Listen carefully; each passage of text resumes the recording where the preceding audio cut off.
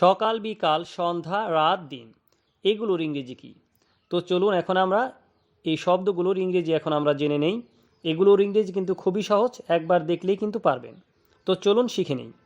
সকালের ইংরেজি হচ্ছে মর্নিং, বিকালকে বলে আফটারনুন, আর সন্ধ্যাকে বলে ইভিনিং, আর রাতের ইংরেজি হচ্ছে নাইট, আর দিনকে বলে ডেই।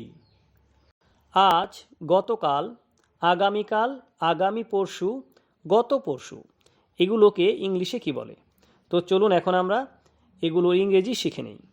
তো আজ এর ইংরেজি হচ্ছে টুডে, গতকালকে ইংলিশে বলে yesterday, আগামীকাল এর ইংরেজি tomorrow, আগামী পরশু এর ইংরেজি হচ্ছে ডে আফটার tomorrow, আর গত পরশু একে ইংলিশে বলে ডে বিফোর yesterday।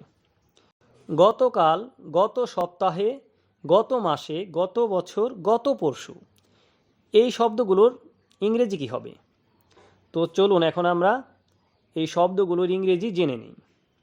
গতকাল এর ইংরেজি হচ্ছে yesterday, গত সপ্তাহে এর ইংরেজি লাস্ট উইক, গত মাস এর ইংরেজি হচ্ছে লাস্ট মান্থ, আর গত বছর একে বলে হচ্ছে লাস্ট ইয়ার, আর গত পরশু ডে বিফোর yesterday।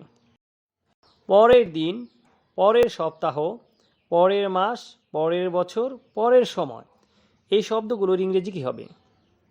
তো চলুন এখন আমরা এই শব্দগুলোর ইংরেজি জেনে নেই। পরের দিন এর ইংরেজি হচ্ছে নেক্সট ডে, পরের সপ্তাহ নেক্সট উইক, পরের মাস একে ইংলিশে বলে নেক্সট মান্থ, আর পরের বছরের ইংরেজি হচ্ছে নেক্সট ইয়ার, আর পরের সময় এর ইংরেজি নেক্সট টাইম। পরের দিন, পূর্ব দিন, ব্যস্ত দিন, সমাপনী দিন, স্মরণীয় দিন এই শব্দগুলোর ইংরেজি কী হবে?